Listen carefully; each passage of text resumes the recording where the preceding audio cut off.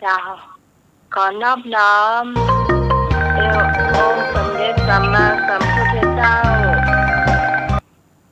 พระธรรมเจ้าพระสังฆเจ้าอันเป็นสรณะที่พึ่งของหมู่เฮาทุกคน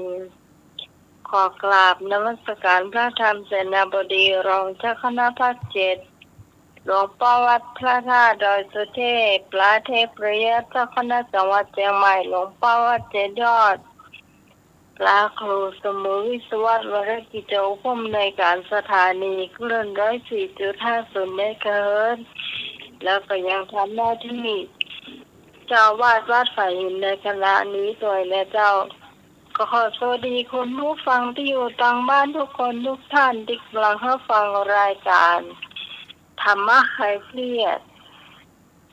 ซึ่งกำลังออกอากาศอยู่ในขณะนี้นะเจ้าโดยมีข้าเจ้าพิสมัยสุริโยดร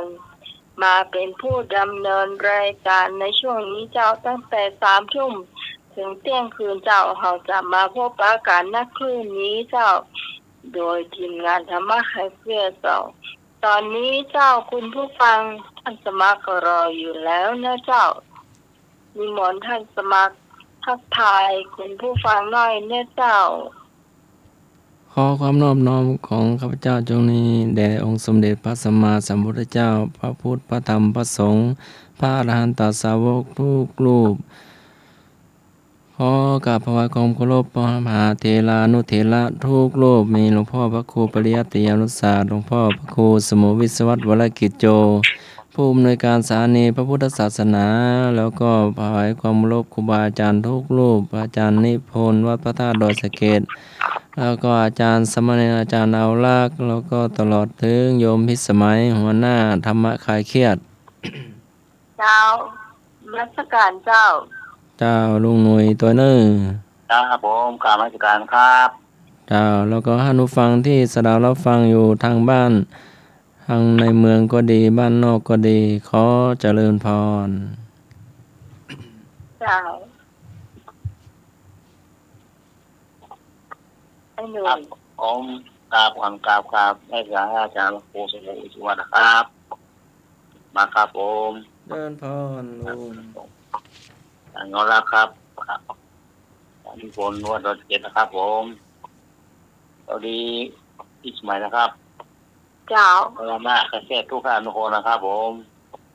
วันเสาร์วันที่ละเอามาช่วยข้างหัวนะครับครับครับเจ้าสำเนียงเราปัญญานันจะเข้ามาประมาณ4 ทุ่มนะเจ้าตอนนี้ยังมาเตือนเนาะ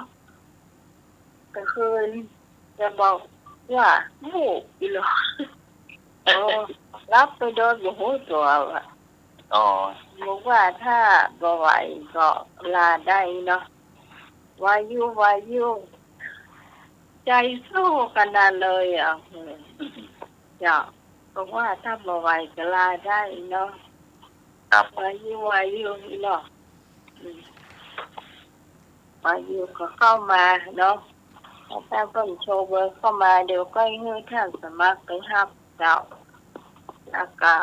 ถ้าเพิ่นบ่ไหวเพิ่นก็ค่อยวางเนาะครับก็จะเนี่ยอ่านคนเดียวช่วงนี้ไม่ได้เนาะก็ต้องหามใจหน่อย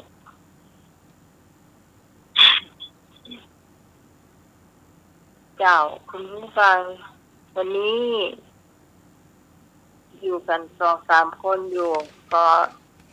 มาทายปัญหาเพลงกันก่อน